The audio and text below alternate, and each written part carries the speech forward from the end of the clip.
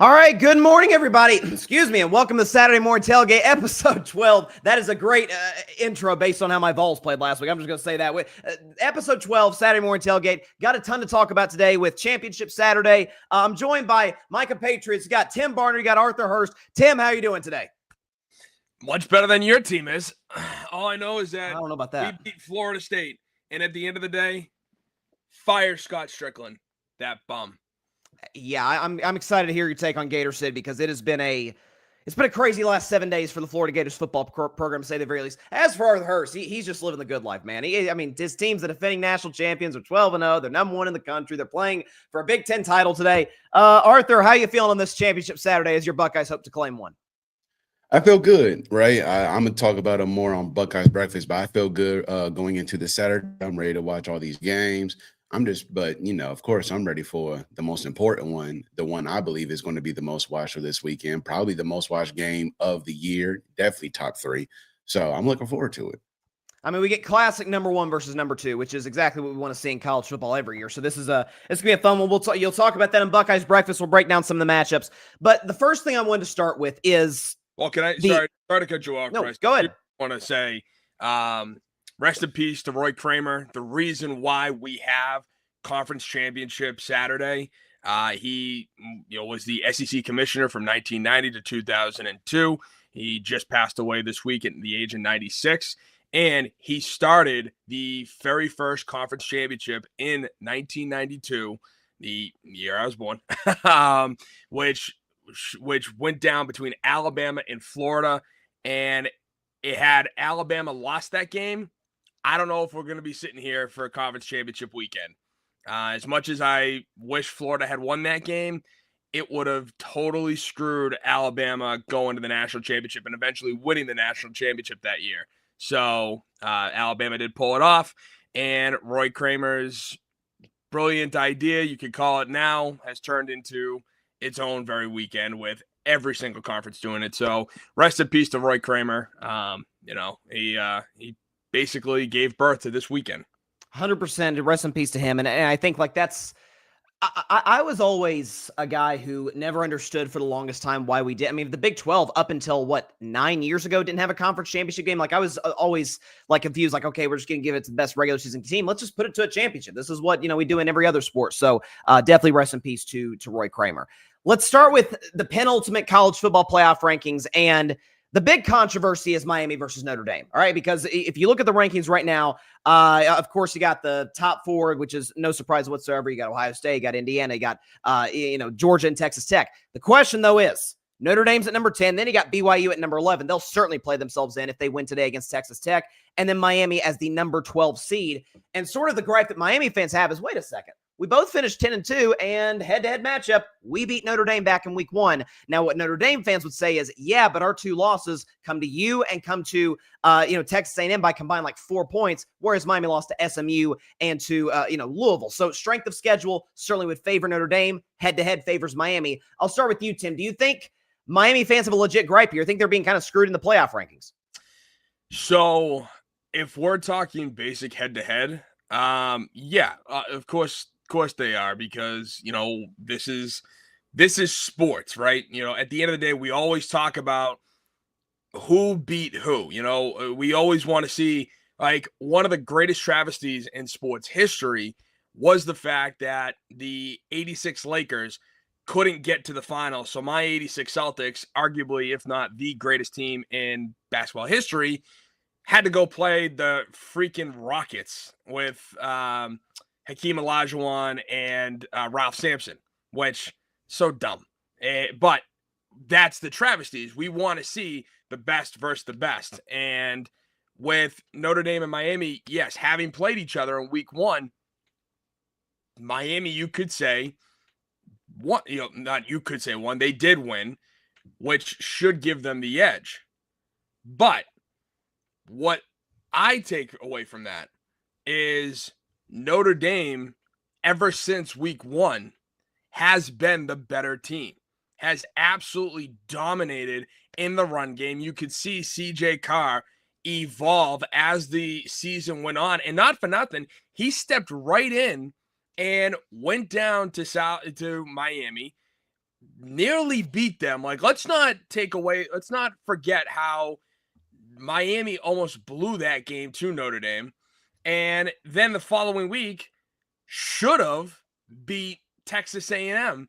And Texas A&M's ride would have been cut short in week 2.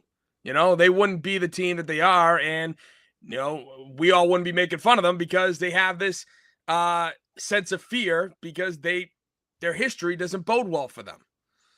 And what I take a look at that is, I understand they played week 1. And I think both in college football and professional football, the first couple weeks are, okay, let's still get a feel for each other. And the BCS, I think, was the best that understood that, the BCS system.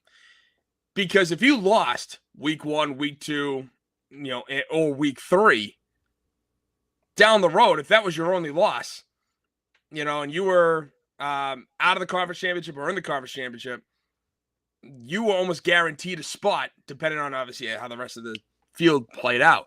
So it was good to lose early, bad to lose late. And my question is more to the fact that, when do head-to-head losses matter, or when should they matter? Because we all know the first couple weeks are kind of that feeler out system. You're still trying to understand who you are as a team, kind of where you benefit or where your strength is, running the ball, throwing the ball. And to me, I don't know. I think kind of right around week 5 is where head-to-head should matter. What do you guys think? Do you think that head-to-head should matter from day 1, or should it matter kind of a little bit later in the week, later in the year?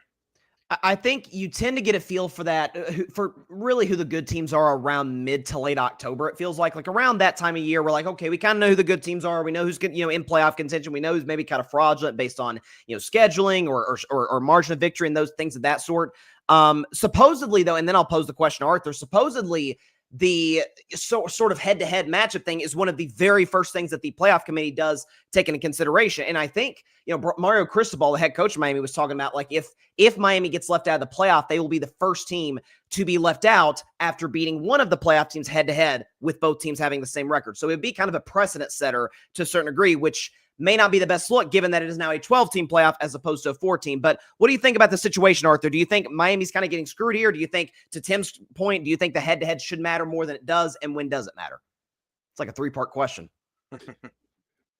Nah, you definitely did give me a lot there. Break it down. 1, 2, 3. Yeah, I'll start obviously with the first one. I believe that,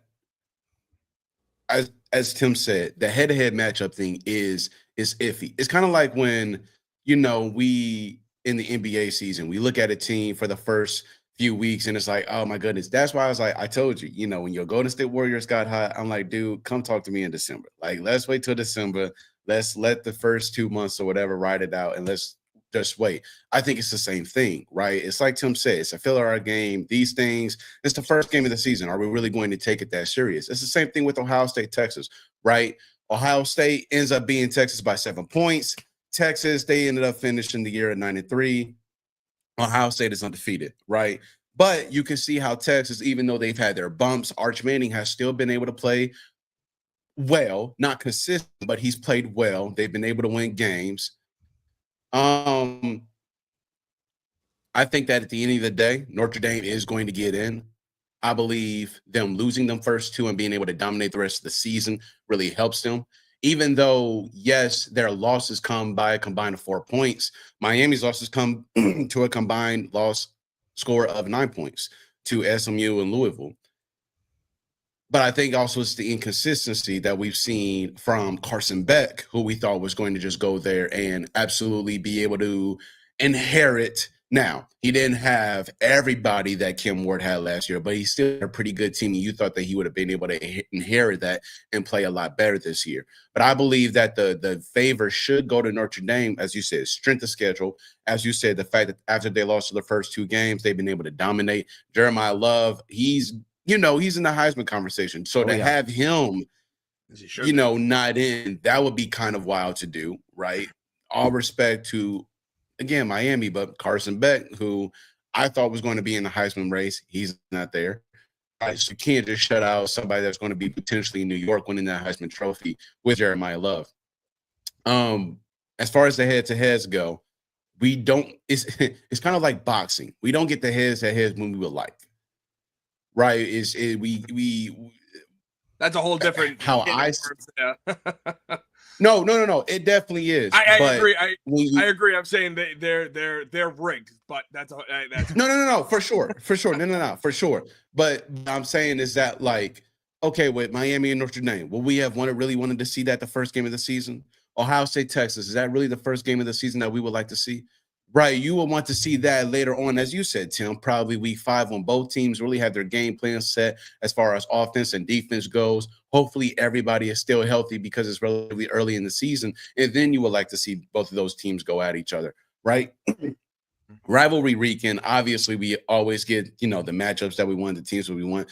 But other than that, it's like, dang, when do we really get those matchups that we really want to see that we turn on the TV? Like for me, I'm an Ohio State fan. Right? The fact that we did away with divisions was the dumbest thing we could have done because we didn't get to play IU in the regular season like we typically do. We weren't able to play Oregon this year like we were able to last year. Hell, even being able to play Michigan State before Michigan. That was usually the tradition that we did for years where we played Michigan State before we played the Michigan Wolverines. We're not able to do that anymore. So the things and traditions and just traditions that we were able to enjoy, you're not really able to enjoy anymore just because of the new college football playoff format, because conferences are being done away with. Now, I know I said in the group chat, but unbeknownst to me, until last week, I didn't know the Pac-12 was coming back. So that's going to be that's going to be interesting to see, okay, are there teams possibly going back? Are there teams joining? Because honestly, look, as much as I love Oregon, you said what, Tim? No, I was just saying it's as it's currently constituted or what it will be. It's a fake Pac-12, but continue. Sorry, Ada. No, definitely. But as far as I'm concerned, as much as I love having Oregon in the Pac-12 and stuff like that, y'all can take out. I mean, in the Big Ten, y'all can take it behind back to the Pac-12. Okay, like honestly, like let's bring the Power 5 back. No, for real. Like let's be honest. Bring the Power 5 back because the Power 4 just absolutely makes no sense, right? Just let everything go back to the way it was, and then you guys figure out how to do this whole college football playoff system a lot better through that point. But those are the first 2 questions answered. Bryson, what was the third one? When should head-to-head matchups matter? What Tim said, yeah. So if you don't subscribe to the fact that Miami beat Notre Dame in week 1 and that Miami should be ranked ahead of Notre Dame, it's okay. Then when do head-to-head matchups, when should they matter? Obviously, we care about head-to-head when it comes to seeding and all of that. But if we're going to still have Notre Dame ranked ahead of Miami, when should head-to-head matchups truly matter in terms of ranking one above the other?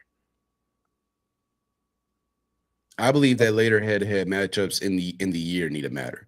Again, Miami, Notre Dame, that's the first time we're seeing each other's playbooks as far as the opponent is concerned. Carson Beck, a new team. It's just different things going on into that week 1 that you're not going to see in week 5, week 6, week 7, later on down the line when, again, you have your game plan set most of the time. You have your roster set because prayerfully everybody is healthy and able to go out and play.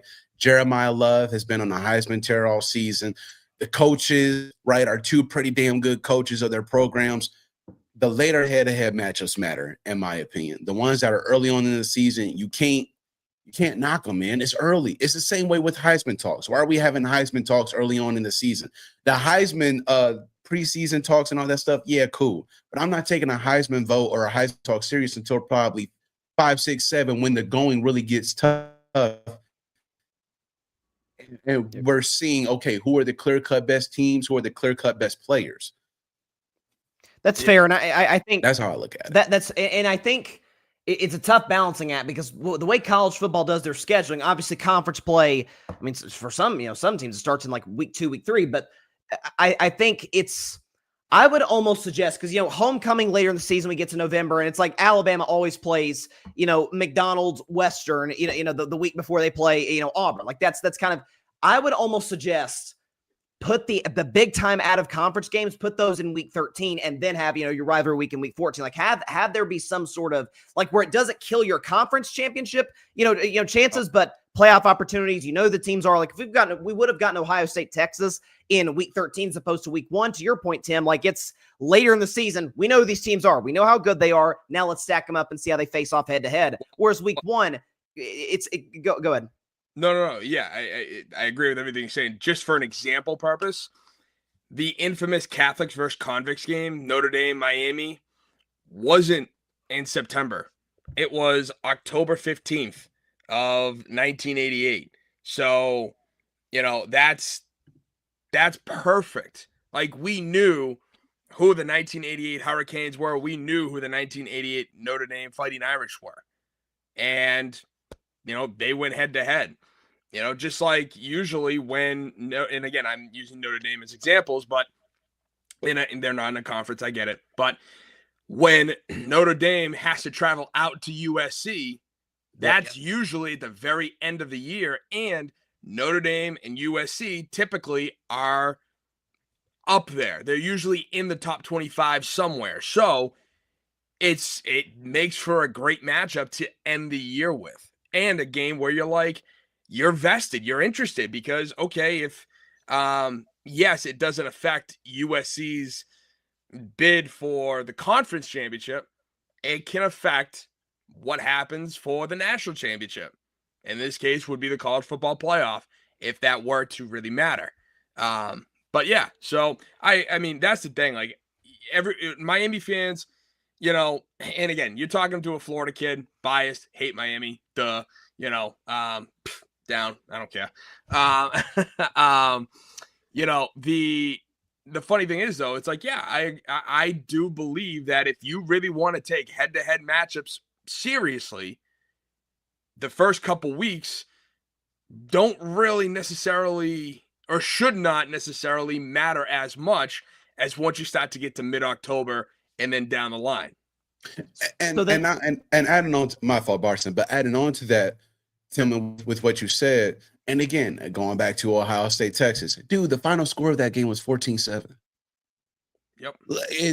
And you could clearly see the game plan for both of these coaches was, we just want to win this game. We don't give a damn about, trying to be flashy. We don't care about putting points on the board. We just want to get out of week 1 when saying that we won this game. Because again, both of these teams met in the, what was that, the semi-championship? Semi-final, yeah. Yeah, semi-final last year. To be able to go to the championship game. So it's like, we already know the talks coming in this game. It's going to be a revenge type game for Texas. It's at the Horseshoe. So can the Buckeyes defend? It's 2 new quarterbacks for their teams, yada, yada, yada. I would have rather seen that game later on in the season when prayerfully Arch Manning was easily healthy. Carnell Tay and Jeremiah Smith are healthy, and we can really see what both of these two teams are made of against each other. And then that also goes into the talks of, has Ohio State been tested? Now, okay, here you see we beat Texas, right, in convincing fashion. It was at home, or what? No, it would have been here because at home, able to shut down Arch Manning. So it's just those type of things to where even the narratives and be able to have the storylines and the what am I looking for? The evidence to be able to say, hey, this is why we should be here as opposed to them. You were not able to get that at the beginning of the season. Same thing with, hey, even though it was a great first game between Notre Dame and Miami, imagine the repercussions if they were to do this later on this season. Now we can really get to talking like Steve Sarkisian has been doing for Texas, right? Hey, we've done this, we did this. It's later on in the season. It's cute. Like, what if it means more to me. Florida State and Alabama finished with the same record? What if Florida State, went on and had the same record? Will we be sitting here doing the same thing? Because Bama rattled how many off in a row versus SEC teams? Yep. And if Florida State, okay, yeah, they were, 10-2 also, would we be sitting here saying the same thing? Well, especially if head-to-head, like, again, if the ACC is a far weaker conference, but Florida State beat them quite, soundly in week 1. I think the tough thing that I'm kind of balancing in my head is because most week 1 games in college football, I mean, I remember the early stages of the season going through like, okay, there's a lot of, Texas versus, San Jose State. It's like, okay, college football is kind of balancing that, and trying to put as many marquee matchups as possible in week 1 to kind of, it's kind of like the appetizer for the season, balancing that with, but you could have it later, but you want to get off to like an exciting start, have these big games to promote. I don't know. It's a tough spot. We do have a comment here. Murstone57, love the show, guys. Keep up the good work. Good work. Appreciate that. Patrick Brown. Good morning, fellas. Happy Saturday. Here it is. New articles are published on the Grid Pod page as well, and to Troll Vols fans. So thank you so much, Patrick. We'll get to that in about 10 minutes or so, and I'm dreading it. Diego Pavia wrote the check, backed it up, and now they flipped 2 recruits for 2026. That's cute. Okay, let's move to. Here we go. Here, see, this is Tim's gonna pay a bet too. By the way. Tim's gonna pay a bet too in about 10 minutes or so. It's gonna be fun. Let's just ask this quick question, then we'll get to some bets that have to be paid. What's that? This ain't gonna be quick. No. As far as conference championship weekend, because you've got obviously Alabama and Georgia are going to be in. Indiana, Ohio State are going to be in. Texas Tech's almost surely going to be in. BYU will be if they win. Should a loss in a conference championship game seriously hurt your playoff seeding? I'll ask you that question first, Arthur. It's just very unfortunate that the teams who are playing, excluding Duke, are like, I don't like Alabama where they are right now. I don't like BYU where they are right now, because BYU, as you said, they win easily in. But dog, if we see a part 2 of what happened between these two teams, the first go around a few weeks ago, it's like, dang, dog, like, would I have even wanted to see y'all in the first place against one of these top like elite teams? Now your record says that you're amazing. Your play says that you're, really good. But man, y'all got y'all butts kicked when y'all played Texas Tech. And Texas Tech has been playing very well all season. And it's just one of those things where it's like, dang, man, like if y'all lose, as good as y'all are definitely going to be out. The same thing with Alabama and Georgia. Alabama being at 9, Georgia being at 3. Even though I have Alabama picked to win, and we'll talk about that a little later in our picks, I'm not confident that if they lose, they'll still be in the top 12. Right? Because then you go back to conversation we were just having before about, okay, Miami, let's say BYU wins. Okay, they have a chance to be able to move up. And then you got Texas, you got Vanderbilt. That's right. They're on the outside looking in. So it's like, okay, if Alabama loses and they're at number 9, do they drop out of the playoff, or are they able to get that last spot possibly?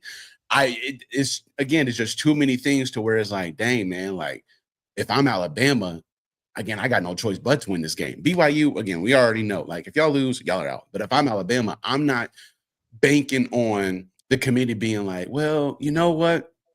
We would really like to see you guys in. You guys did, give away, a couple this year, but you've been dominating. Ty Simpson, Heisman candidate. I don't want to give the committee to a thing to where they got to be like, No, I need to give the committee a thing where to be like, no, absolutely, Alabama is going to be in. Even if they lose, you need to not lose and get your ass kicked. You need to lose by a few points and say, okay, no, Alabama deserves to be in. They competed. Georgia is a higher ranked team. Now, are they the better team? Right? Did some things just go their way in situational football? Things tend to go when the game gets close and the going gets tough. Absolutely. That possibly did happen. But Kalen DeBoer and the Crimson Tide cannot lose in convincing fashion, because if they lose in convincing fashion, they're definitely not going to be in. So I believe that this question doesn't really affect anybody but Alabama. Indiana is going to get in. BYU, if they lose, they're out. Right? This mainly affects Alabama, in my opinion. What about Virginia? Well, Virginia, I'm not taking serious. That's what I'm saying. The same thing with them. Again, that's also the other thing too, where it's like, damn, man, these conference championships things, I don't like, because I don't want to see Virginia get beat in the college football playoff. I don't think they stand a chance against one of these top 12 teams. I really don't want to see it. You guys are playing an unranked Duke team, and that's no disrespect to Duke because they've been balling. But come on, dude, we don't want to see y'all in this. We don't. I'm sorry. No, nobody does. Real quick before I move to you, Tim, we got some comments here. Barry Grant Jr., All Even Podcast. Good morning, jabronis. I got my notepad out here. Also, when are we talking about USC? Yeah, he's a what do we call bandwagon? Man, when they get Matt Leinart back and Reggie Bush. That's when we'll talk about them, when they get Matt Leinart back and Reggie Bush. Yep. And you know what's crazy too about Barry? Who is Reggie's backup? Reggie Bush's backup? Yeah, at USC. Who is his backup? Oh, I forget who it was. I have no idea. Yeah. Either way, but like it's Barry says nothing about USC, and then they have the #1 recruiting class in the country. We're back, baby. We're go Trojans. It's like because they got 35 commits, which the points add up, whereas every other school is at like 28 or 29. So, hey, but you want to know something? Also, he hasn't been in the headlines for the last few weeks, and I love it. But there's a very big chance Bill Belichick and his North Carolina Tar Heels may be scary next year. They got their best. Hey, I'm just saying, they got their best recruiting class in a long time. Okay, scary's a stretch. Yeah, scary is a big stretch. A lot better than they were this season. Let me say that. It's hard to be worse. They were 4-8. One more win is a hell of a lot better than they were this season. One more win is crazy, man. Don't do that. Let's worry about being bowl eligible, Arthur. Okay, before we worry about. Let's worry about Jordan Hudson stealing all of Bill Belichick's millions. Like before we start worrying about that UNC being good. Come on now. Yep, 100%. Got some good comments. Looks like we got a Vols fan here. That's great. Mad Mopar Motorsports. Indiana coming to wreck y'all's pride, Arthur. He's trolling you. Says that bro's on a hot spot. That's good. Oh, my gosh. So, Tim, what do you think about this? Let's actually, real quick, it looks like Barry. Why shame me, fellas? LOL, I'm just asking questions to learn. Yes, Barry is trying, and I respect this, to have us educate him. Hey, just like Jesse Ventura, I'm asking questions. Yeah, exactly. That's what Barry does. Listen, no. Hey, look, and this is my thing. It's the same thing with opinions, right? I have no problems with opinions. I just want good opinions. I don't want bad ones. It's the same thing with questions. I don't mind questions. I just want good questions. And I'm sorry, dog. USC is not a good question anymore. It ain't the mid-2000s when we have Vince Young still on the Texas Longhorns. I'm sorry. It's not around that time. It's not around the time where Reggie Bush got his daggone Heisman taken away, and it took them 15 years plus to give it back to him. I'm just saying, we're not at that time anymore. I echo everything that you said. Back to our regularly scheduled programming, though. That was more USC than I was expecting to talk on the show, I must say. That's Tim, the only time they'll get. That's the only time they'll get the rest of the season. So I hope you enjoyed our USC discussion, Barry. Tim, your thoughts on whether a conference championship loss should really damage your playoff stand? Because as Arthur mentioned, Bama's kind of I don't want to say teetering, but they're barely in the playoff as we sit here today. Well, Bama's not as much out of the playoff as I feel like you want to make it out to be. Now, if Georgia curb stomps them, then we can start to talk about that. But the problem is it's a tough situation because while on the one hand, a conference championship win can propel you into the playoff, not only because you get the top spot, but because you're going to make it, obviously, by winning your conference championship. It's an automatic bid. With teams like Bama, teams like BYU, I believe BYU is more on the outs than Bama is. Where if Bama gets a double-digit loss, let's say they lose by 2 touchdowns, I have no stake in the game, so it really doesn't matter to me. But if Bama loses by 2 touchdowns, yet BYU has the same exact thing play out as it did a few weeks ago versus Texas Tech, then obviously BYU is out. Even if BYU, I think, loses by 3, like a last-second field goal, Texas Tech beats BYU, BYU is still out, in my opinion, versus Alabama losing by 2 touchdowns. You know what I'm saying? Sure. And the thing about it is you got Duke playing Virginia. And this is why, again, back when everything was right in the world and college football actually knew what the hell they were doing by having regional conferences, having the original Power 5, with Texas in the Big 12, USC in the Pac-12, so on and so forth. You have situations where an automatic bid, for the most part, makes sense. But when you look at the ACC, Duke is 6th in the ACC. Yes, they're playing in the conference championship, but they technically are behind, and obviously Virginia is number 1, but they are behind SMU, Miami, Pittsburgh, and Georgia Tech. All 4 of those teams are 6-2, just like Duke is, which is mind-boggling because Duke is 7-5. Yet they're the ones playing in the ACC championship. And just because the Florida Gators aren't in it, give me the chaos. I want Duke to win because I want to see this committee squirm to try to make sense of everything that is going on. And the problem with that, and so that's where I'm looking at it going, all right, you know what? Let's see what you got. Let's see how legitimate you can be as a committee, as an organization, and justify Duke being in there outside of the fact that it's an automatic bid because they are one of the 5 best conference champions.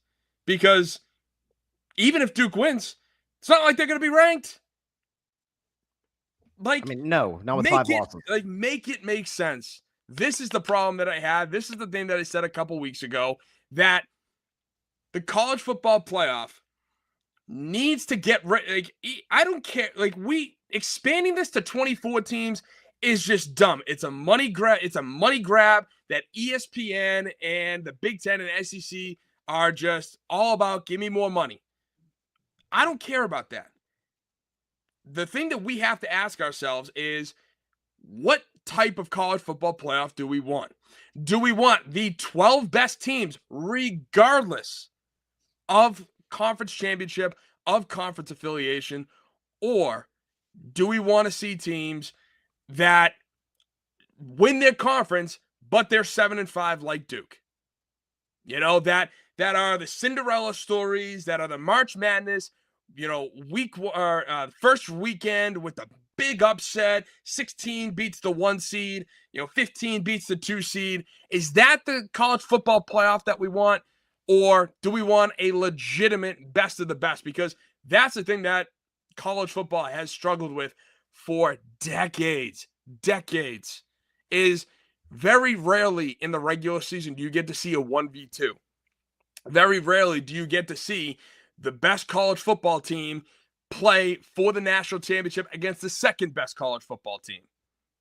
So, to me, I want the best of the best. I don't care if that is 9 SEC teams and 3 Big Ten teams. Because, not for nothing, that's probably how college football actually is. And then what you also got to take into consideration is, and I saw the Raw Room podcast with Jalen Collins and King Dunlap talk about this a few days ago. Do these conference championships even matter anymore? If I'm Alabama, this conference championship matters. If I'm Georgia, I don't give a damn. I'll still be in, right? Texas A&M don't give a damn about the championship because I'm in. Yeah, IU, Ohio State, I don't care, right? When it was the 4 teams, this thing mattered. Right, this thing mattered, but now it's 12. It's like, okay, it doesn't matter, right? Vanderbilt is still now to those other teams like Miami, it matters, right? Vanderbilt, it matters. Hell, probably even Texas, maybe it matters. So to these top, I want to say 6 teams who are probably like, no, they're definitely going to be in. It doesn't matter to them guys, but to the rest of these cats out here, to where it's like, again, if I'm Alabama. As Tim said, and I said also, it's like, if I get curb stomped, then yes, I'm definitely out. But if I don't lose in a convincing fashion, I don't even know if they get curb stomped, I don't know if they're out. They're going to be 12, but I don't think you can get Bama out of here. Well, that's the thing you're kind of balancing, is the idea of, especially particularly in the SEC and the Big Ten, it won't matter because it's 1 versus 2, but in the SEC in particular, because it was such a gauntlet of a regular season. You're going to punish a team for losing in the conference championship game when everybody else, A&M, Ole Miss, Oklahoma, all these teams are resting. And you know what? And that's tough. The thing. And we're talking here we are sitting here talking about Bama, BYU, and Duke. What happens if Ohio State or Indiana, it doesn't really matter, loses? Because they're still going to be in. I'm not saying that. But where do you put them? Do you give them? Depends on margin of victory. That's what. Well, no, I'm saying that. Do you have them still as a top 4 seed? Yep. Or I would, and they get that bye. Yeah, I would. That's the $1 million question. This is why the College Football Playoff Committee and all their ADs, who have no idea how to handle actual sports and have no idea what sports are, all they know is just how to give me more money. Come on, boosters, give me more money. That's how it goes. That's what ADs do. Do they actually know? And should Ohio State or Indiana get that first round bye no matter what? Or do we have another team? Do we have A&M, who doesn't play this week, leapfrog whoever into that first round bye, and then Ohio State or Indiana, who loses, now has to play the first weekend? This is the last question I'll ask. Go ahead. All I can say is, without a shadow of a doubt, whoever loses that Big Ten championship game is going to piss off college football fans. Is going to piss off college football fans, because it doesn't matter that regardless. Because again, like you said, you're talking about Texas A&M. You know, we got possibly Oregon, Ole Miss. It's like there's too many teams that are under that 1 and 2 spot or out of that top 4 to where it's like we have a chance to be able to get that bye. We have the evidence. We have this. We have that. Why can't we get that bye? Right. But then the ADs, as you said, Tim, are just going to come out and say, hey, listen, these were the top 2 teams of the season. So, you know, again, I would understand, you know, Ohio State possibly getting that 4th spot if they lose this one, right? You just trip everybody one and you just move Ohio State down to that 4th one. But if IU loses and they just move down 2 spots, those 2, about number 3 and 4, move up, you know, just 1 spot, college football fans are going to be pissed at that. And how does Ohio State and Indiana lose? You know, do they get curb stomped? Do they, like, does Indiana, who we saw go down to the wire against Penn State, and we heard Gus Johnson absolutely destroy that great call because he couldn't talk? You know, do we see something where IU just blows it and shows that they're a fraudulent, 12-0 team? Or in which case, again, if they get beaten the hell up by Ohio State, why should they get a first round bye? Again, it's all these questions where you're saying, again, it's all speculative. We don't know how tonight's going to play out, but this is the problem. And these are the top 2 Heisman candidates. These are easily and I'm going to talk about it in the Buckeyes Breakfast, but I feel like whoever wins this game wins the Heisman Trophy. Now, Ty Simpson can go off, right? Jeremiah Love can go off. Diego Pavia is 3rd, but he's not playing in the kind of conference championship game. I believe whoever wins between Ohio State and Indiana is going to be winning the Heisman Trophy in New York. I heard someone suggest that it's an interesting it would be almost impossible to put together in 1 week, but if you almost had like a mini playoff where you had like the outside teams looking in playing some of the kind of borderline teams like the Alabamas, like, the Miamis, the Notre Dames, taking on Texas, Vanderbilt. Like, again, that would be almost impossible to put together last second, but better prep it for next year. I was going to say, like, that would be amazing. Mid-rank playoff format. You cannot ruin Navy Army. It is their own week. I'm talking about this week. Like, have the games this week. I wouldn't be mad at that. Yeah, why not? It has playoff implications. Or push back Army Navy another week, push conference championship back another week, and just have those games this week. So like conference championship. That messes up the entire calendar year some more. That's true. Yeah, you're right. And you're going to start to affect the NFL, who want to play on Saturdays. You're right. During the playoffs. Like, again, this is the problem. The NCAA doesn't know how to get their act together. The schools have to start in middle January or all hell breaks loose. And you have the NFL to friggin' worry about, because then the playoffs, they play on Saturdays. Like, it's a no-win scenario for college football. No, college football is better than the NFL. Let's be honest. We need better decision makers, putting these things. Get rid of the ADs. Fire all ADs. fire refs. Jail the refs and fire all ADs. We need some merch. Saturday Morning Tailgate merch. Jail the refs and fire the ADs. A couple comments before we move to the dreaded segment. M. Smith 837 OHIO, and then Bama will beat Georgia. Okay, so we got some bold predictions in here. Okay, boy, I've been dreading this all week. Wow.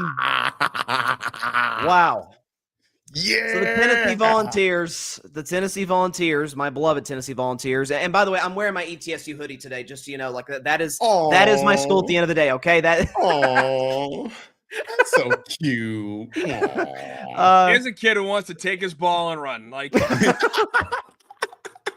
that's what I felt like at the end of the game. I'm not gonna lie to you. Bro, we call him Big Bro. Hey, Big Brother, I need help.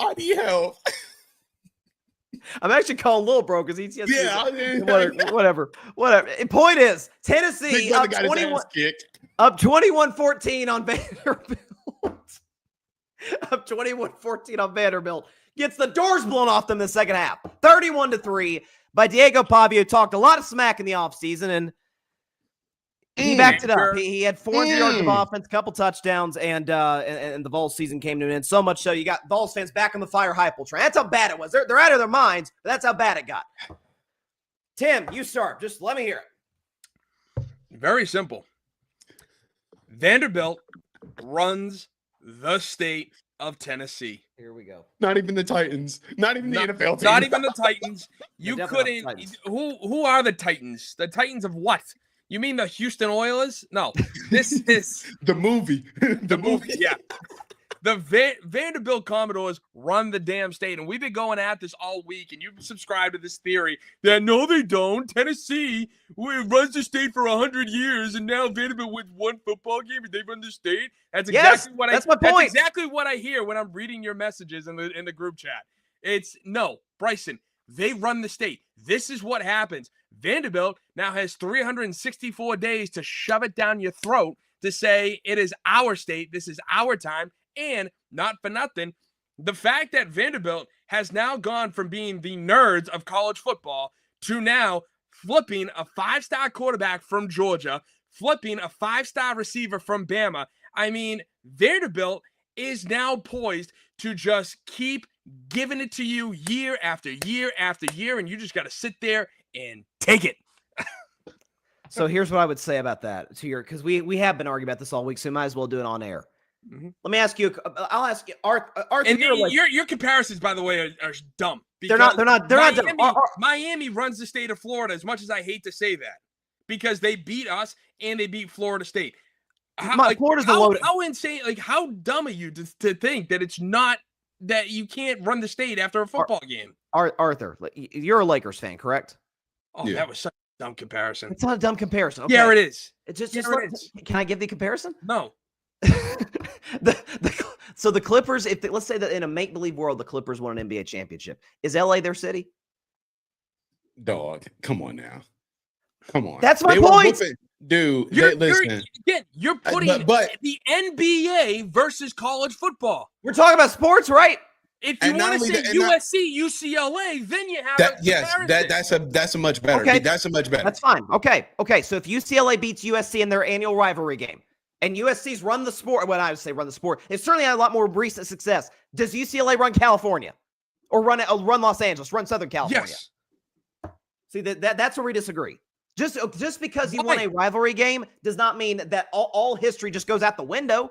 True, maybe. But when you flip a 5-star quarterback from Georgia and another amazing, high-star wide receiver from Alabama, like that's where it's like, oh no, we are in very uncharted waters. Because remember last year, Vanderbilt has those amazing upsets back-to-back weekends. It's like, oh, daggone. That's when I was first brought on to Diego Pavia. I'm like, hey, this number 9 dude is he okay. I like his moxie. He got the swag. He got the fire. He obviously got the confidence, cocky, whatever the heck you want to call it. As long as he goes out there and balls and shows it on the field, it's cool. And then you come into this year and they do it again. And it's just like, oh no. And then you flip those 2 recruits.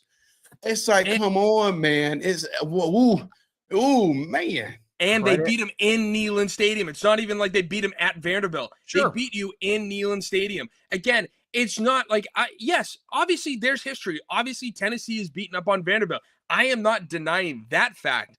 But for the next 364 days, which, again, now we're days into it, you know what I'm saying. You know what I'm saying. But at the end of the day, for the next 364 days, Vanderbilt runs the state of Tennessee. That's my point. It's not like Vanderbilt runs the state for eternity now. No, if you go into Vanderbilt next year and you beat them, then yes, you take back the state. That's how this works. That's what makes this fun. The fact that you want to sit there, I'm sorry, Bryson, and be a sore loser and pout and say, no, they don't. That's what bothers me. It's like, dude, it's okay.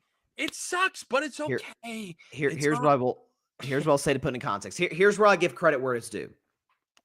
there is one man more than anybody that can talk all the you-know-what he wants, and that is Diego Pavia. Diego Pavia called his shot in the offseason. Diego Pavia had 2 early interceptions, but after that was great. I mean, the man had over 400 yards of offense by himself, led Vanderbilt in rushing. They had like 300 yards on the ground. It was disastrous for Tennessee's defense. Diego Pavia, for the rest of your life, or yes, assuming you're not coming back next year, right? Like whatever. Yeah, it's it. And again, I know you are.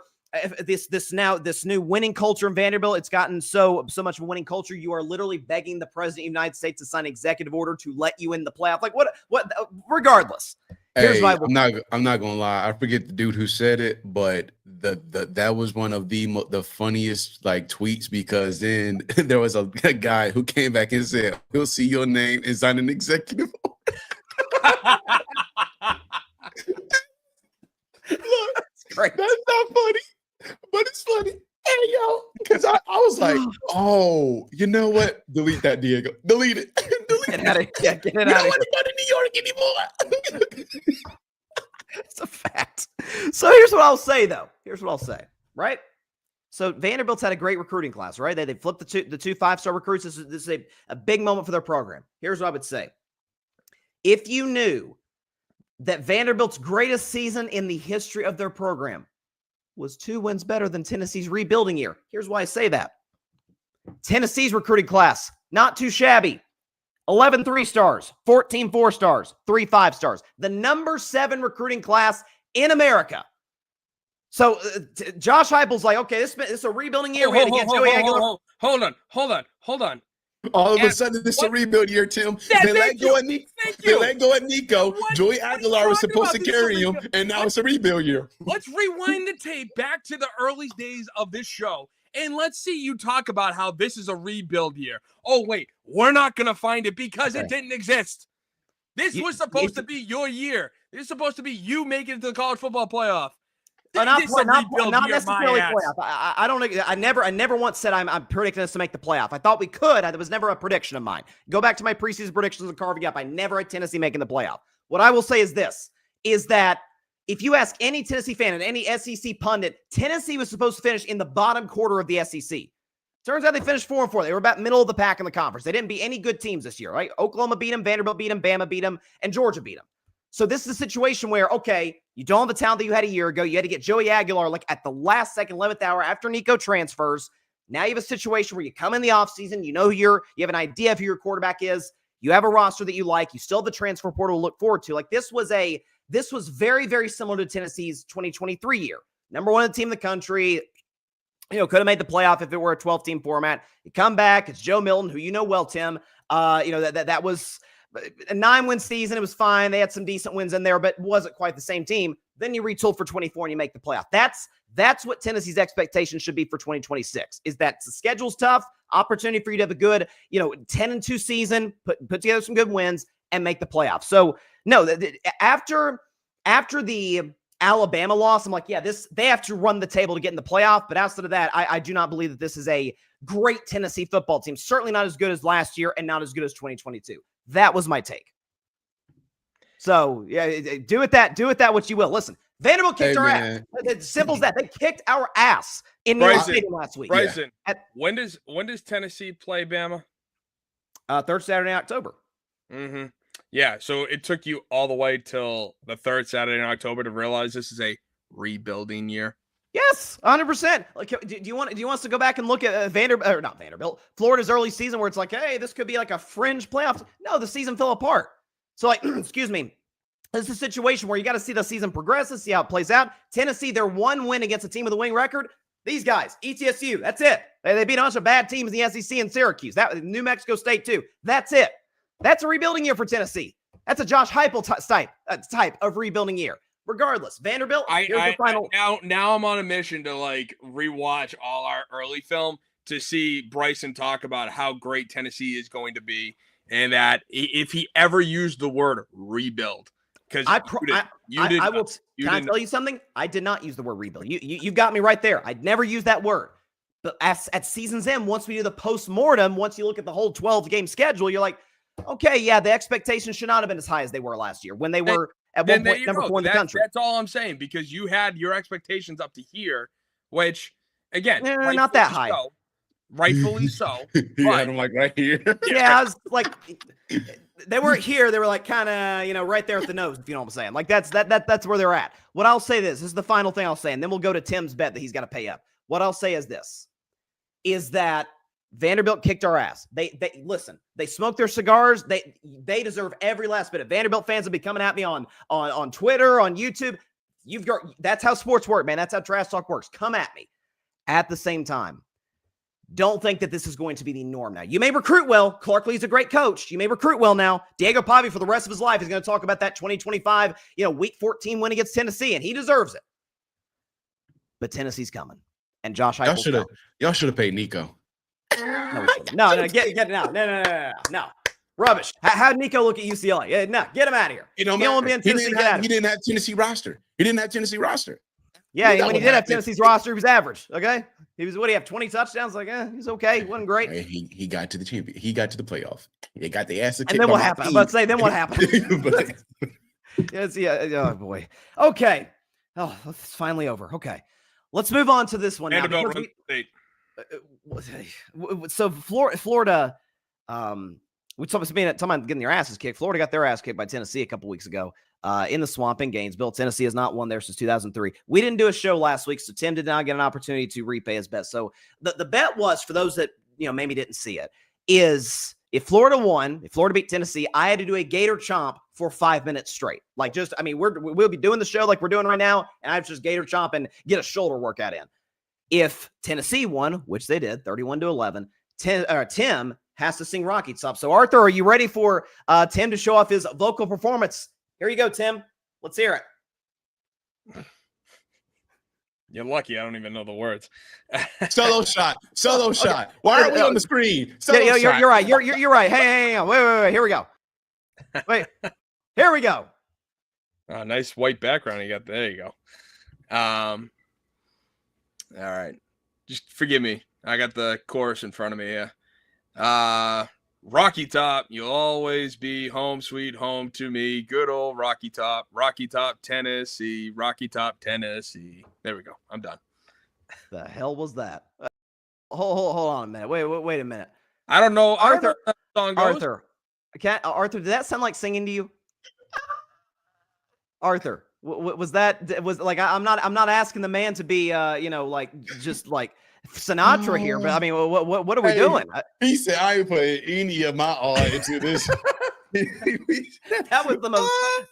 That would have been bad if it were a poem or something. Like, it just adds some emotion to it, Tim. That's what it is. No background music, no nothing to help him up, get a little amplified.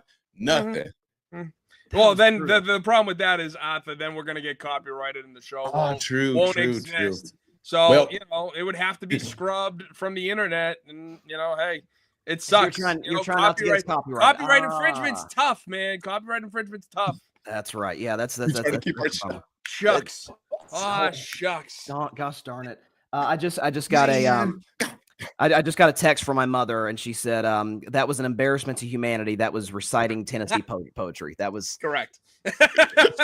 Mom, you're correct on that. That was 100%. Like I said, if I did it, if I had the background, music and everything, then we'd get copyrighted and it would have get scrubbed. It would have been scrubbed from the internet's history. So I think if you'd have sang for 10 seconds, I don't think it would have done that. But it's okay. You know what? Tim sort of repaid the bet, and I got to eat crows. You know what? We're even. Okay. Okay. Let's move on to Buckeyes Breakfast. It's now time for Buckeyes Breakfast with none other than Arthur Hurst. Arthur, it's Championship Saturday. Take it away. Ladies and gentlemen, as my good man Bryson said, it is Conference Championship Saturday, and boy, oh boy, we have an amazing slate of games besides that Duke and Virginia one. But nonetheless, man, obviously the one that everybody's going to be really looking forward to is Ohio State and IU. This is easily going to be the top 3 most watched game of the season, probably the most watched because there are so many things that come out of this. As I said earlier, without a doubt, I believe whoever wins this game wins the Heisman Trophy. Right now, going according to Sports Bets at MGM, Julian Sayin, Fernando Mendoza, and Diego Pavia are right now top 3 at plus 175 odds. But this one, I believe, is just comes down to the top two. Sorry, Diego, you had a hell of a season, but I don't believe in any way that you're going to be one of the guys that's finishing top two in this in New York. It's going to be Fernando Mendoza or Julian Sayin. Both of these teams have really amazing talent. Both of these teams have a really amazing coach, Kirk Cignetti. Job well done to you, dude. I got to give you a applause because, man, this isn't fraudulent, right? You clearly have a lot of confidence, cocky, whatever the heck you want to call it. You have it. Your team clearly is benefiting it. And, man, you know how a team is based off of the coach. You look at Dan Campbell and the Detroit Lions, right? You look at somebody like Joe Mazzulla in the Boston Celtics. They have injuries right now, so you can't, you know what I'm saying? You can't look at it, right? You have Nick Saban. You have the Alabama Crimson Tide. You have Coach Bo Schembechler in Michigan. You have Woody Hayes and Ohio State. When you look at a really good to great team, they're a reflection of their coach. And Kirk Cignetti is obviously one of the better coaches right now in college football. And the man just said, Google me. When people were talking about his resume and can he get it done and all that, he said, Google me. Look at what I've done. Everywhere I've gone, I've won. And, man, his rival for the day, Ryan Day. Ryan Day, dog, listen. This can't be one of those games where we try to go out and we try to get to the second half, right? And then we let Julian Sayin just go.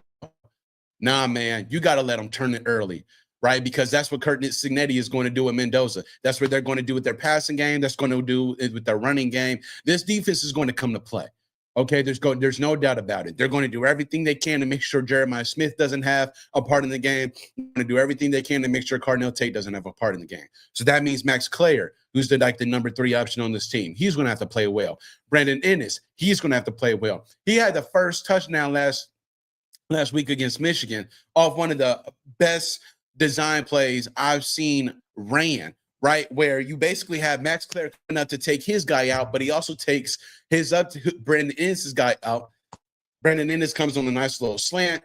We're able to get a touchdown. That's how we were able to get a first down on that same drive. I love the confidence right now the Buckeyes are playing with. Losing Brian Hartline is definitely going to have an impact, in my opinion. It won't hurt, but I mean, when you talk about he's possibly the greatest wide receiver coach right now in college football, with the talent that comes and with the talent that leaves, the talent that is being able to develop under this university. We got Chris Henry Jr., right, of the legendary, well-respected, misunderstood Chris Henry Sr., rest in peace, a dog at West Virginia, a dog with the Cincinnati Bengals, and then we get his son, and we're going to have him with Jeremiah Smith next year. We're going to have him with Julian Sayin next. Like, come on, man. It doesn't get better than this if you're an Ohio State fan, right? But we're talking about tonight. We're talking about this Saturday. And this Saturday has too many implications because if one of these, well, not what if, one of these teams are going to lose. And it's going to piss off college football fans. If Ohio State loses, I believe they'll drop to number 4. I still believe they're going to be able to get that bye. But if Indiana loses, do they just drop to 4? They're easily one of the better teams in college football. They've got a Heisman Trophy winner at quarterback, Fernando Mendoza. They have one of the most well-respected coaches in college football. What is Indiana going to do? Do they drop out? Right? Does somebody take their 4th spot? It's going to be a lot of crazy things going on for either of these teams, whoever wins, whoever loses. The consequences are going to be there, right? But it's also about the fashion when you lose. Man, if Ohio State gets their dog smacked off of them, do they still take that 4th spot? Or do it's like, man, you know what? Nah, forget that. We're going to have them play in that first round. And then does that also hurt Julian Sayin's chances? Right now, he's got the best completion percentage in college football. Now, yes, that's also because he's throwing a Cardinal Tate and Jeremiah Smith. But hey, he clearly has also shown that when those two guys don't play, I can still do what I need to do with Max Clair, with Brandon Ennis. And man, I haven't even really talked about the fact that this running game has really come to light. Bo Lamar Jackson, listen, for the last few years, Ohio State has tried to dominate the trenches as far as the run game goes. And Michigan ran that every single time. Their defense played well and got to CJ Stroud, made wide receivers uncomfortable, made the running back room uncomfortable every single time. They did it with Will Howard. They did it with Kyle McCord, right? Completely owned us. And then this year, This year, that offensive line finally came to play. Now, there are still moments and times where that offensive line was getting pushed back. The goal line is one of those times where, y'all can't get pushed back, okay? Ohio State took 6 opportunities to get 3 points, right? If the Michigan player doesn't get that flag thrown on him for what he did, that referee, for bumping heads with that referee and getting an unsportsmanlike conduct, we're kicking a field goal right there. We got 6 opportunities, ladies and gentlemen, and got off the field with 3 points. I can have that. CJ Donaldson, again, you're our power back. I need you to punch that in there. Hey, Ryan Day. Julian Sane is great, but he is not QB sneak great. I'm sorry. He just isn't. You got to put your big dog Lincoln Kienholz in, who's 6'5", 200 and something, Will Howard size, and be able to punch it in. But this running game with Bo Jackson, Lamar Jackson, it don't matter which one you want to call him, that's his name. He is easily the premier back of this offense. Easily being able, when he gets to that second level, oh man, he wants a house call. He definitely wants a house call. He's got the speed, he's got the patience, I believe, of a Le'Veon Bell, because that was Le'Veon Bell's thing, being able to make guys miss. He was patient, get that first tackler and get that second tackler off him and be able to get upfield. And that's exactly what Bo Lamar Jackson does. There were plenty of times last week where, first guy, I'm gonna be patient, make him miss. Second guy, make him miss. Or he trying to tackle me, I'm gonna shed this tackle. I love what I'm seeing from this offense and this defense. Come on, man. Come on. What can I say? What can I say? Easily the best defense in the land. Arvell Reese, Caleb Downs, that 4 in the trenches with McDonald, with Caden Curry. They have been playing absolutely phenomenal. The secondary has been playing phenomenal, right? We had a few times last week where we giving up flags on pass interferences. I don't know. They were a little questionable, but hey, we still were able to win that game by 15 points. But it all comes down to the day. Whoever loses this game, there's going to be consequences. Whoever wins this game, there's going to be consequences. It's going to be good ones, right? My dad always used to say, good choices, good consequences. Bad choices, bad consequences. And that's the tale of the tape for both of these teams. I cannot wait. Oh, man. Again, whoever wins this one is going to be the Heisman Trophy winner. I believe whoever loses is still going to be in that second place spot. But nevertheless, I'm just ready to get this game on. OHIL. That's it for Buckeyes Breakfast. We'll be back with the Saturday Morning Tailgate.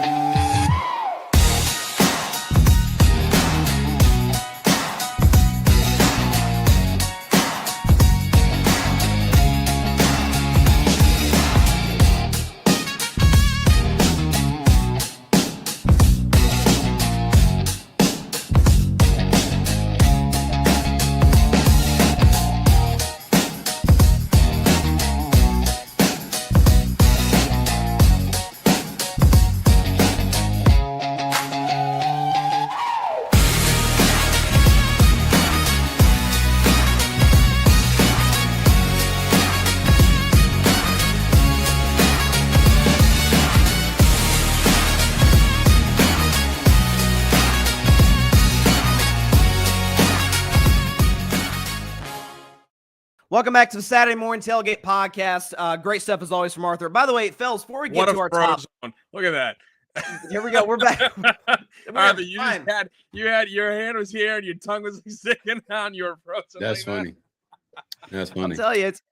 I'm going to pull up that comment from earlier in the show. He said, "Bro is on a hot spot." I'm telling you, it's one of the. It's not entirely false. I'll tell you that right now. Let's. How about this? If Ohio State wins the national championship, you promise to get better Wi-Fi for next season. Oh, for sure. That's definitely going to happen. Man, money tight. Dog, everything expensive nowadays. Dog. Hey, times are tough.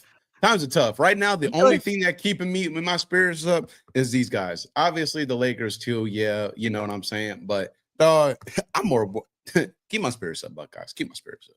That's fair. But before we move on, how we feeling? By the way, our new intro song for the Saturday Morning Tailgate, courtesy by the way of AJ of the Cowboys Cam fan who created it last week for us. Shout out to him. Oh, absolutely. I like it. It works really well. And by the way, we won't get demonetized for it. So that's all good. That's the end of the day. That's what matters. All right. So instead of doing a top 25 this week, we're going to be doing our top 10 this week, just because, and let's be honest, no one's talking about Iowa making the college football playoff. So we're going to start with Tim's top 10, then go to Arthur, then go to myself. So Tim, go ahead and tell me what you got here.